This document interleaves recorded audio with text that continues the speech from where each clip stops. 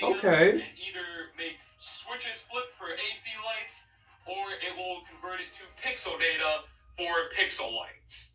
This video is like the most helpful video for showing me how to build a light show. I'm like so excited. I want to build a light show right now. I'm just gonna go buy all the parts. You like, have no money. What? What does that sound? You have no money. Is that wallet? You have no money. You have got to be kidding me.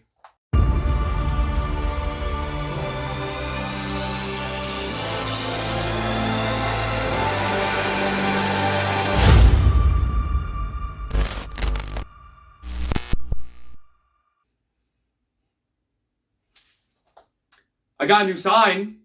Hey everyone, thanks for watching How To Pixel. My name is Nick, and today we're going to be talking about a very scary, frightening part about building a light show. The cost! A few weeks ago, I put out a poll on my channel asking all of you guys how important the cost is to you when you're building your light show and planning it out. Well, 32% of you answered that it is extremely important to you when you're making all of your plans, and an additional 42% said it isn't the most important thing, but it's still very important. This is very understandable because light shows can get expensive quite fast. So I'm hoping that this video can help break down the cost for you when building a light show, showing you the prices of all the different things you need to get, and even give you some tips to help you save money when you're planning out your show. Then hopefully in the end, you'll be able to find a rough estimate for your light show so you know what to plan for. So let's just get right into it.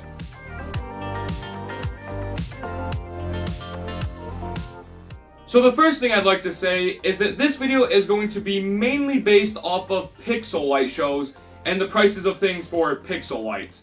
So if you're planning on building an AC Christmas light show, then this video might not be as accurate for you. If you don't know the difference between pixel lights and AC lights, I recommend checking out this video here, all about the basics of light shows, and then coming back here afterwards. The prices for the controllers and computers, wire and building materials, those are going to be generally the same between the different types of lights, but the actual lights themselves are going to have a big price difference, with AC Christmas lights being the cheaper ones. So the first thing I'm going to do is I'm going to split all of the different items you need to make your light show into 5 different categories. That way it's a lot more simpler to look at and it's more organized. The very first category is the lights themselves, nothing but the lights. This is normally going to be the most expensive category since it's the main part that makes your show work. You can't have a light show if you don't have lights. The second category is all of the hardware and all of the tech that makes the lights work. So this includes things like controllers, computers, an FM transmitter or speakers depending on how you're going to get the audio to your viewers, power supplies, anything like that that makes the light show work. The third category is the software category, and this is all of the prices you need to factor in for buying any software that you might need. Now, I'm not really going to cover this category in depth in this video because most of the software that we use for running light shows is generally free. So unless you're going to be doing anything fancy with your light show, most of the time, with an exception of some softwares for AC lights, are free. And even if they aren't free, it's not a big portion of the cost, but it is something to think about. The fourth category is the cables category. And you might be thinking, why is cables its own category? I personally think that a lot of people can often forget to factor in cables when planning out their light show. So that's why I feel like this should be its own category, because you will need a lot of cables to get to all of your lights across your house. So this category includes data cables, power cables, Ethernet cables, anything like that. And then for the final category, we have the building materials category.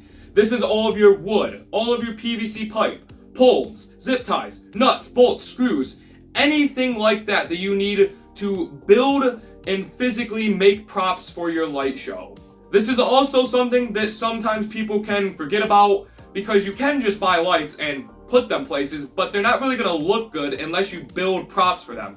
So if you want to build a tree, or you want to build a wreath, or you want to build a train in your front yard with lights on them, any of that is going to need building materials to make that structure. So that's also something you should factor in when planning your light show. So to recap, for the 5 categories, we have the lights themselves, we have the hardware, the software, the cables, and the building materials. I think if you try and look at everything you need to buy for your light show in these 5 categories instead of as one big amount of things you need, it can help take a lot of the stress off of planning and make it more simpler to see what you need for your show. But with that out of the way now, let's go and break down each one of these categories to look at the different prices for them and how you can plan when you're purchasing these items.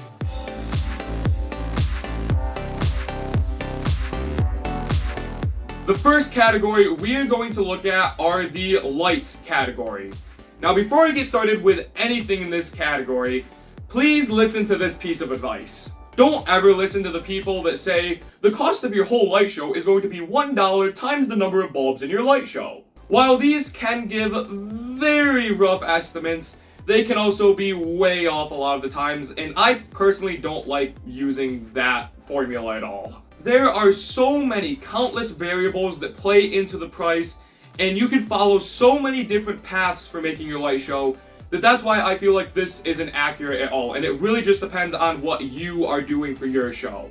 Now what I can do is give you the average price for the actual lights themselves and just the lights. Then you can take that average price of the lights and add in the cost of controllers and building materials and all of the other different categories. So first for AC lights, this is a much easier one because you can literally just walk into Walmart and look at the prices and buy a section of 100 lights for $5. I don't really have much advice for buying AC lights other than if you need a lot of them to look online at different stores that offer them in bulk so you can save a lot of money. But really, you could just walk into your hardware store, take your arm down the shelf and swipe all of the lights into your cart and buy them that way. But when you're buying Pixel lights, things are a lot different. You normally buy Pixel lights online and the prices can change rapidly depending on the price of microchips, since Pixels all need microchips. Back when we had that whole microchip shortage right after COVID, the prices of Pixels went crazy high.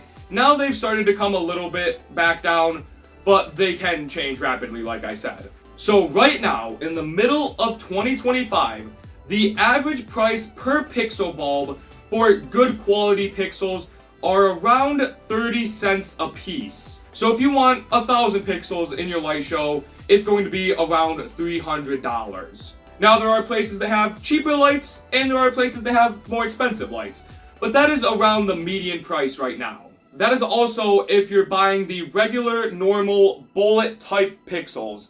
These are called bullets because they look like a bullet and it's the normal type of Pixel. Now, if you're looking to get other types of Pixels like square Pixels, seed Pixels, C9 Pixels, all of those Pixels are going to cost different prices depending on what kind they are. Some of these are more expensive types and other ones are cheaper types, but most people are using bullet Pixels.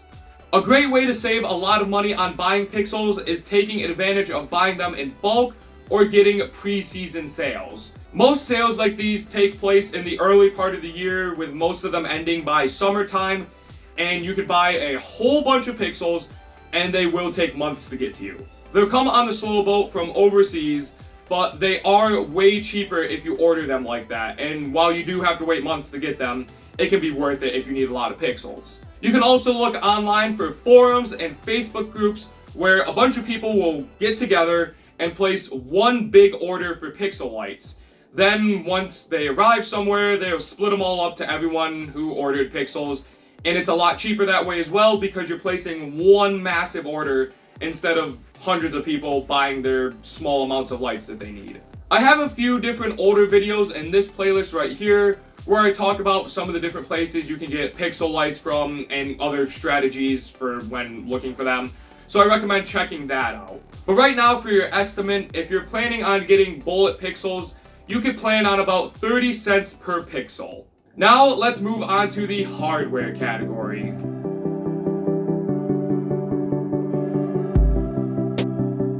So for hardware, like I said earlier, this includes your controllers, computers, FM transmitters or speakers, power supplies, all the things that make the lights work. So first, let's look into the prices for controllers. Now, this is still in the middle of 2025, so prices can be different depending on when you're watching this video. But right now, the average price for a controller can range from $50 all the way to $700. Now, please don't pass out on me, don't faint, let me explain this huge price range. If you want to build a really small show and don't have anything fancy in it, then you can get a really small controller for those much cheaper prices. But if you want to expand in the future, or your show is just going to be big in the first year, you are going to want a bigger, more expensive controller. And if you're going to have a massive show spread across your entire huge property, then you're going to want multiple big controllers. Now, you don't actually have to pay $700 for big quality controllers, and let me explain why. Most popular light show controller places online will try to sell you kits, and these kits will include power supplies and an enclosure, wires and cables, and they look all nice and fancy and they're perfectly built and ready for you to use. But they charge hundreds of extra dollars for these kits. So unless you absolutely don't want to do the work of wiring together a controller and putting the power supply in a box and all of that, you can get big controllers for cheaper than $300. You will have to buy the other parts for the enclosure yourself, but it still will be way cheaper than buying one of these kits. If you really don't want to do all of that stuff though, then you can buy a controller box kit. But like I said, I really recommend doing it yourself. It's a great experience to learn how everything works, and it's just so much cheaper. So there's some prices you can think about depending on your plans. Smaller controllers can be under $100. Larger controllers can be around $200 to $300. And then if you want a large controller with a full-blown kit already built for you, then you're going to be looking at way more than $300. Next, for the computer or the show player that talks to all the controllers, this can also have a huge price range. You may not have to pay anything, because if you already have a functioning laptop or computer, you can turn that into your show player as long as you don't mind not being able to really use it during the light show season. Or you could buy another computer, and that can be a huge price range, because you could buy something cheap and small, or a huge powerful desktop. I will say that you don't need a supercomputer to run a light show. Most normal computers will work fine, and some slower ones may even work too, but it depends on the size of your show. So you don't need to go and build a whole PC just for your light show. Now you can also take the more common route and buy a Raspberry Pi mini computer. I've talked about this in other videos, and it's just a little tiny computer all on one board that goes for under $100. It's plenty powerful for running a light show, and it works great. So these can be as cheap as $60 for just the single boarded Raspberry Pi, or go up to around $120 if you want a kit for it, which these kits I do recommend. They come with a fancy little case and a power supply, SD cards, it's really nice. Now, if you're getting your light show audio to your viewers watching the show, this can also have a wide price range. The cheapest way to go would be buying speakers and audio cables, putting the speakers out in the yard in different places and running audio cables to them so your viewers can hear the show. However, the method I like a lot more is broadcasting on the radio with an FM transmitter. And while this is a little bit more expensive, it's a really cool method. No matter which route you go, most of these can be done for under $200, unless you have some super fancy setup or you want to buy a huge FM transmitter, which at that point you're going to be starting to break laws with how far you can transmit unless you have licenses and stuff. So really, it's going to be less than $200 for your audio. And then there's one final piece of hardware you should factor in if your light show is going to be using pixel lights. You have to factor in getting power supplies for the pixel lights, because the pixels don't use the power that comes out of your outlets. They normally use either 5 volts or 12 volts of DC power, and depending on where you live, your outlets can put out 120 or 240 AC volts, and that would just completely blow up the light show. So what these power supplies do is take that voltage from your outlets and decrease it to a much lower voltage for your pixels to use. Now, like I said, if you're using AC lights, you don't need to worry about this because you can just plug those right into your outlets and they'll take that voltage. I highly recommend Meanwell power supplies, especially their 350 watt ones. They're really small, they're cheap, and they're high quality. I have 9 of them in my light show, and I've never had a single one go bad. You can normally run 500 to 1500 lights on a $30 350 watt Meanwell power supply. But it really depends on the brightness you're going to be using for your lights. The brighter they are, the more power they'll take, so the less lights you can use per power supply. We can get into this in another video, but for a single power supply, you're looking at around $30. And depending on the size of your light show, you may need multiple power supplies. Now before we finish up with this category, there are a few different things you should keep in the back of your mind that are miscellaneous items, like fuses or surge protectors, or just other little pieces of hardware that are generally cheaper. Anyway, next let's move on to cables.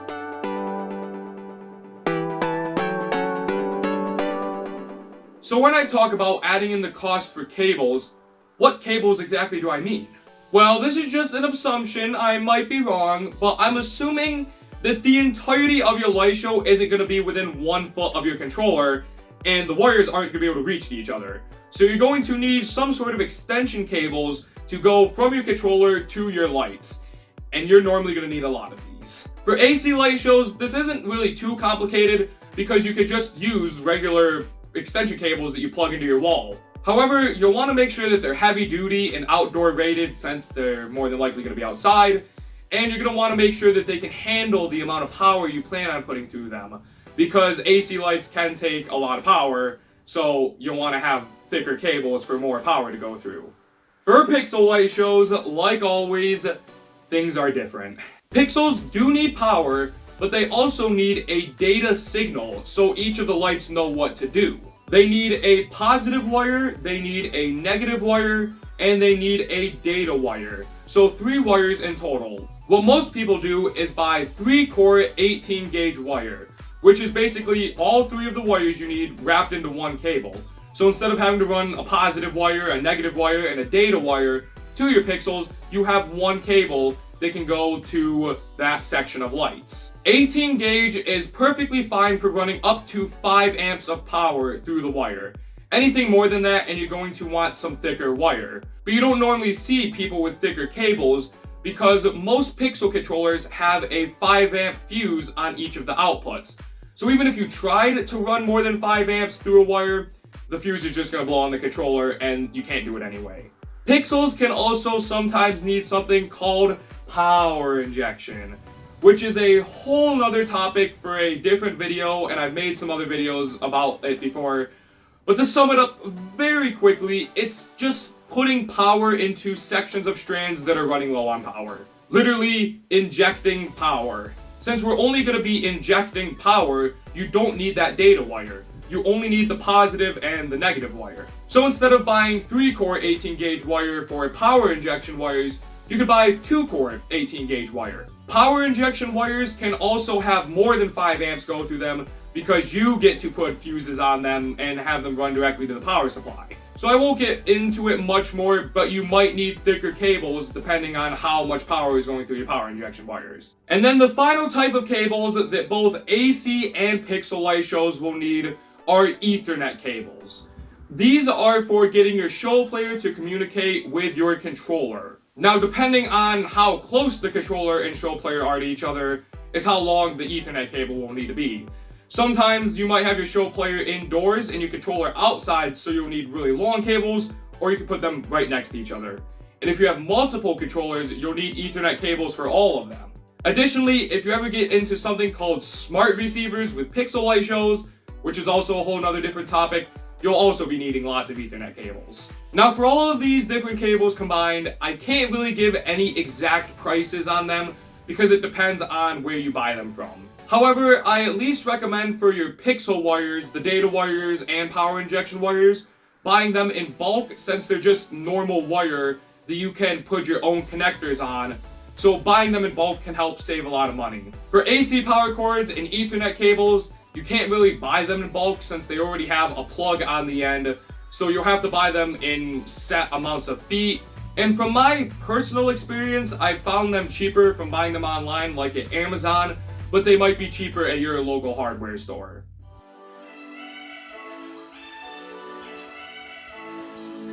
And now, the final category I'm going to cover are the building materials.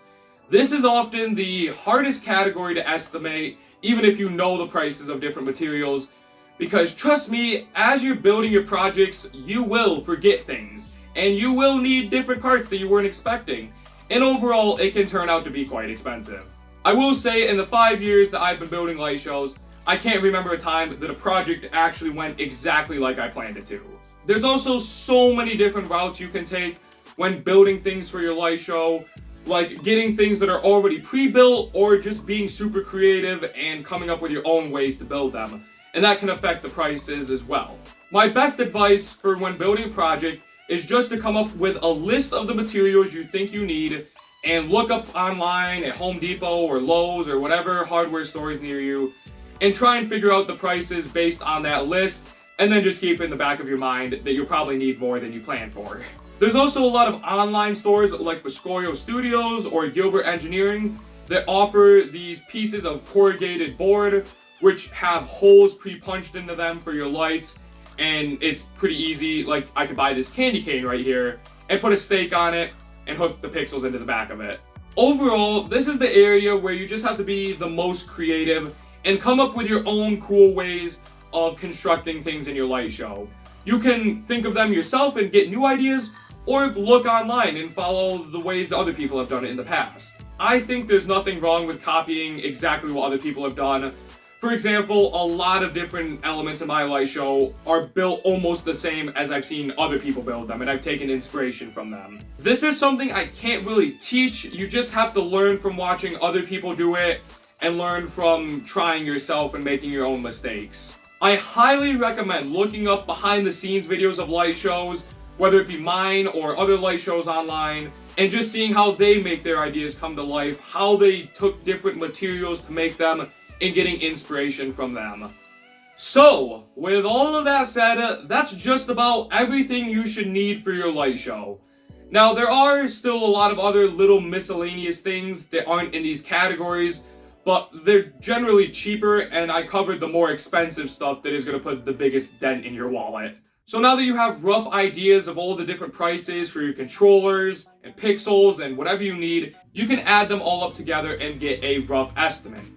Now I will say, your estimate will always be lower than the actual price you'll end up paying. Because sort of like I said in the last category, rarely does anything ever go right, and you will need extra stuff, and that's just a part of building light shows. So that's going to conclude it for everything in this video.